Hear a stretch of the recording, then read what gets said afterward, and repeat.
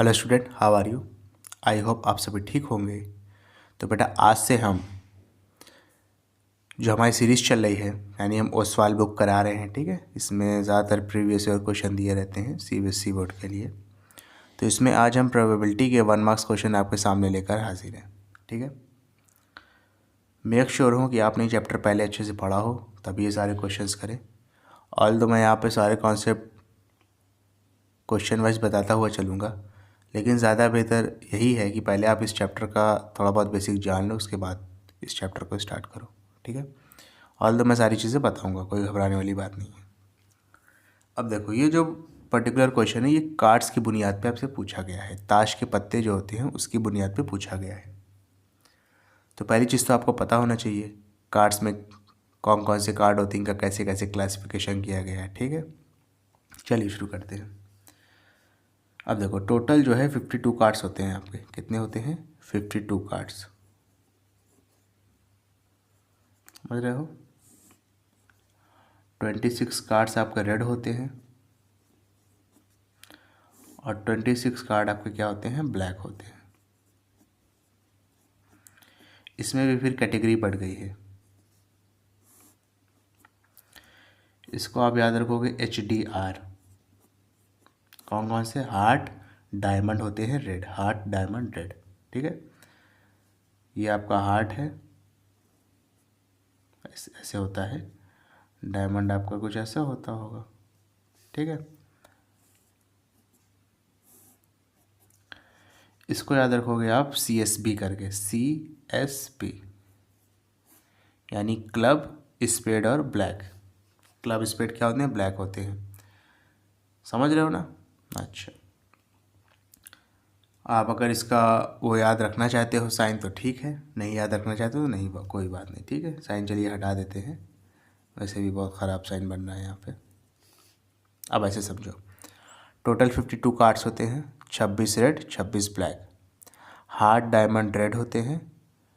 Club और spade क्या होते हैं? ब्लैक होते हैं, ठीक है। अब इसके अंदर कैटेगरी आती है 13 कार्ड्स की। 13 इसमें होंगे, 13 इसमें होंगे, 13 इसमें होंगे, 13 इसमें होंगे, 13 कार्ड्स। तो टोटल मिला के कितना हो जाएगा? 52 कार्ड्स हो जाएंगे, ठीक है। अब देखो, कैटेगरी ये है कि 2 3 4 5 6 7 8 9 10 ये सारे नंबर्ड कार्ड होते हैं। 1 2 3 4 5 6 7 8 9, ठीक है। फिर 4 जो होते हैं, 4 आपके वो फेस कार्ड्स होते हैं। किंग, क्वीन, जैक जिसे आप जोकर भी कहते हो, और लास्ट में एस जिसे आप इक्का कहते हो।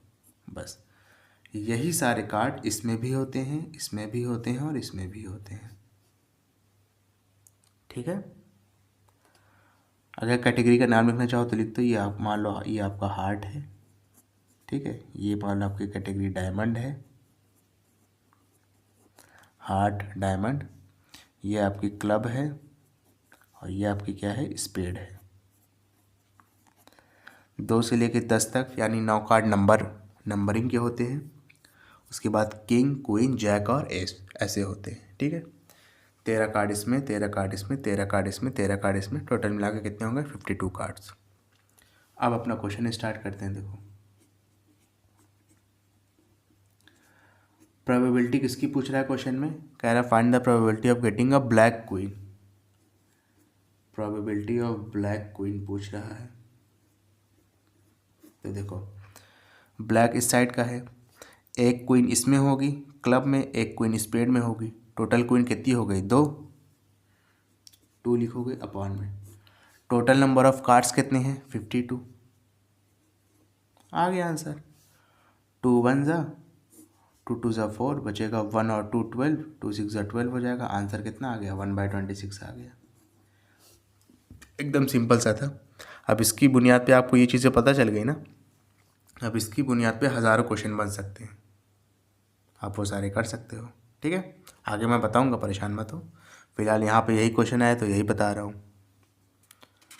चलो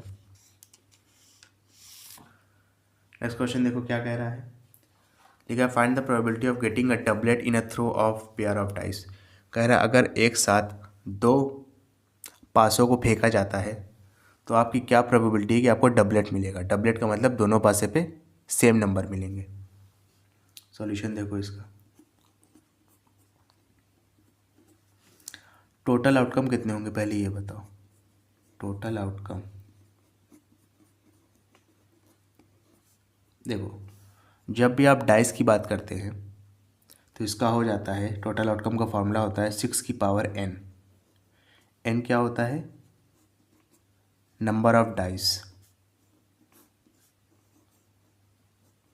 थ्रोन साइमल्टेनियसली, यानी एक साथ जितने भी पासे फेंके गए हैं n वो होता है आपका थ्रोन साइमल्टेनियसली। समझ रहे हो ना? तो टोटल आउटकम कितने हो जाएंगे? 6 की पावर, यहाँ कितने सिक्के एक बार फेंके गए हैं? पेयर फेंका गया है, पेयर में 2 आते हैं, तो 6 की पावर 2, आंसर कितना आ गया? 36। ठीक है। अब रही बात डबलेट की, तो डबलेट के केस लिख लो पहली बात तो। डबलेट 1 1 एक पासी पे आ सकता है, दोबारा फेंका मान लो 2 2 आ गया, फिर 3 3 आ गया, उसके बाद कितना आ गया? 4 4 आ गया, फिर 5 5 आ गया, फिर आपका कितना आ गया? 6 6 आ गया। ठीक है। तो प्रोबेबिलिटी क्या हो जाएगी आपकी डबलेट की? डबलेट की प्रोबेबिलिटी क्या हो गई देखो, कितनी बार डबलेट आ सकते हैं? 6 बार। टोटल आउटकम कितने हैं? 36। 6 1 ज़ा 6 6 ज़ा, आंसर कितना आ गया? 1/6। ओके, चलो नेक्स्ट क्वेश्चन देखो क्या लिखा है। लिखा है a letter of English alphabet is chosen at random. कह रहा है इंग्लिश अल्फ़ाबेट का एक लेटर आपने रैंडमली चूज़ कर लिया। कह रहा है what is the probability that the chosen letter is a consonant. कह रहा है क्या प्रोबेबिलिटी है कि जो आपने लेटर चूज़ किया है वो एक कॉन्सोनेंट है। देख लेते हैं, आसान क्वेश्चन है। सॉल्यूशन देखो, जो आपके अल्फ़ाबेट होते हैं यानी ए से लेकर जेड तक, उसमें 2 तरीके के नंबर, वो 2 तरीके के अल्फ़ाबेट आते हैं। एक होते हैं वॉवेल, इसमें आते हैं ए ई आई ओ यू। ठीक है। और दूसरे होते हैं consonant. Consonant A E I O U के अलावा जितने हैं, रिमेनिंग जितने बचे हैं, यानी बी हो गया, सी हो गया, डी हो गया, एफ हो गया, जी हो गया, एच हो गया, के हो गया, एल हो गया, एम हो गया, एन हो गया। ठीक है। फिर P Q R S T, फिर यू हटा दो, फिर V X W Y Z, जैसा भी है वो सारे किस में आते हैं? कॉन्सोनेंट में आते हैं। तो आप लिखोगे रिमेनिंग अल्फ़ाबेट। रिमेनिंग अल्फ़ाबेट,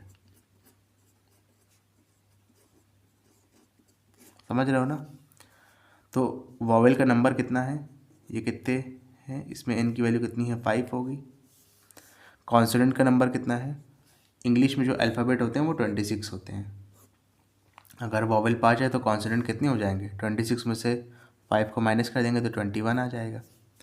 अब आपसे प्रोबेबिलिटी पूछ रहा है क्वेश्चन में, किसकी? कॉन्सोनेंट की। कॉन्सोनेंट की प्रोबेबिलिटी पूछ रहा है। कॉन्सोनेंट कितने हैं? 21 है। इंग्लिश के अल्फ़ाबेट कितने हैं? 26 हैं। तो 21/26 आ गया आपका आंसर।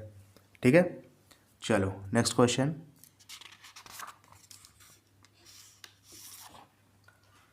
देखो क्या लिखा है। लिखा है अ डाई थ्रोन वंस। कह रहे हैं एक पासे को एक ही बार फेंका गया। तो यहाँ पे टोटल आउटकम कितना हो जाएगा? 6 की पावर n होता है, यहाँ पे n की वैल्यू 1 ही है, तो 6 की पावर 1 यानी कि 6 हो जाएगा। सॉल्यूशन देखो, टोटल आउटकम यहाँ पे कितना हो जाएगा? 6 की पावर 1 यानी कि 6 आ गया। 1 क्यों लिया समझ गया ना? क्योंकि सिक्के, एक ही सिक्का फेंका गया एक बार में। अब देखो, सिक्के में माफ़ करिएगा, सिक्का कह रहा हूँ, पासा। सिक्का कहाँ, पासा फेंका गया है ना। प्राइम नंबर कौन कौन से हो सकते हैं पासे में? पहला प्राइम नंबर 2 हो सकता है, फिर 3 हो सकता है, ठीक है, उसके बाद 5 हो सकता है। यही 3 प्राइम नंबर हो सकते हैं। प्राइम नंबर का मतलब पता है ना, ऐसे नंबर जो सिर्फ और सिर्फ अपनी टेबल से ही रिड्यूस होंगे, सिंप्लीफाई होंगे या कटेंगे। सिंपल भाषा में कहूँ तो ऐसे नंबर्स को प्राइम नंबर्स कहते हैं, ठीक है। तो प्रोबेबिलिटी प्राइम नंबर्स की कितनी हो जाएगी ज़रा बताइएगा। तो अगर आपने एक पासा एक बार में फेंका है तो क्या प्रोबेबिलिटी है कि आपको प्राइम नंबर मिलेगा, इसकी प्रोबेबिलिटी कितनी हो जाएगी? प्राइम नंबर 3 है, टोटल आउटकम कितने हैं, 6 है, 3/6 आ गया, 3 1 जा 3 2 जा, आंसर कितना आ गया, 1/2। क्लियर है? चलो नेक्स्ट क्वेश्चन देखिए क्या लिखा है। लिखा है a die is thrown once, what is the probability of getting a prime number. एक मिनट, ये वाला क्वेश्चन तो मैंने अभी बताया है। एक मिनट, देखो देखो देखो देखो देखो, कोई दिक्कत वाली बात नहीं है। ये क्वेश्चन में कुछ और कह रहा था, ठीक है। देखो कोई दिक्कत वाली बात नहीं है, यहाँ से इवन हटा दो, ठीक है। What is the probability of getting यहाँ पे आ लिख लो, गेटिंग अ प्राइम नंबर, ठीक है ना। इवन प्राइम नंबर वो मैं आगे बताने जा रहा हूँ। यानी क्वेश्चन नंबर 4 को मैंने क्वेश्चन नंबर 5 बना दिया है। अब क्वेश्चन नंबर 5 को क्या बनाएंगे, क्वेश्चन नंबर 4 बनाएंगे।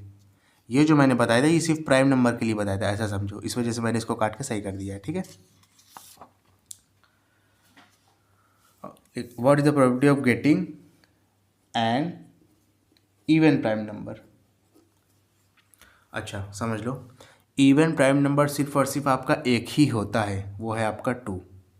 पूरे नंबर्स में इवन प्राइम नंबर सिर्फ और सिर्फ आपका एक ही होता है, वो है आपका 2, ठीक है। समझना सॉल्यूशन देखो, मैंने ध्यान नहीं दिया इवन प्राइम नंबर पे, मैं प्राइम नंबर का ही बता दिया। तो वही चीज़ है, टोटल आउटकम कितने होंगे, 6 की पावर 1 यानी कि 6 हो जाएगा। इवन प्राइम नंबर ये सिर्फ आपका 2 होता है, तो probability of even prime number कितना आ जाएगा। इवन प्राइम नंबर कितना है, एक ही है, 1। टोटल आउटकम कितना है, 6 है, तो 1/6 आ गया आंसर। क्लियर है? चलो नेक्स्ट क्वेश्चन देखिए क्या लिखा है। लिखा है if a number x is chosen at random from the numbers -3 -2 -1 0 1 2 3 then find the probability of x² is less than 4। आसान क्वेश्चन है, देखो कैसे होगा। सॉल्यूशन कह रहा है अगर इनमें से कोई भी एक नंबर को हमने रैंडमली चूज़ कर लिया तो क्या प्रोबेबिलिटी है कि ये जो नंबर का स्क्वायर है ना ये 4 से कम होगा। तो कोई उसके लिए तो पहले हमें क्या निकालना पड़ेगा, सारे नंबर्स का स्क्वायर निकालना पड़ेगा ना। चलो निकाल लेते हैं। -3 का स्क्वायर करेंगे, 3 का स्क्वायर 9 होता है, ब्रैकेट के अंदर माइनस है, बाहर पावर इवन है, और जब भी इवन पावर होती है ना माइनस साइन ख़त्म हो जाता है, ऐसे समझो, ठीक है। -2 का स्क्वायर करेंगे तो 4 आ गया, -1 का स्क्वायर करेंगे तो 1 आ जाएगा, 0 का स्क्वायर करेंगे तो 0 आएगा, ठीक है। उसके बाद 1 का स्क्वायर करेंगे तो 1 ही आएगा, 2 का स्क्वायर करेंगे तो 4 आएगा, 3 का स्क्वायर करेंगे तो कौन सा आएगा, 9 आएगा।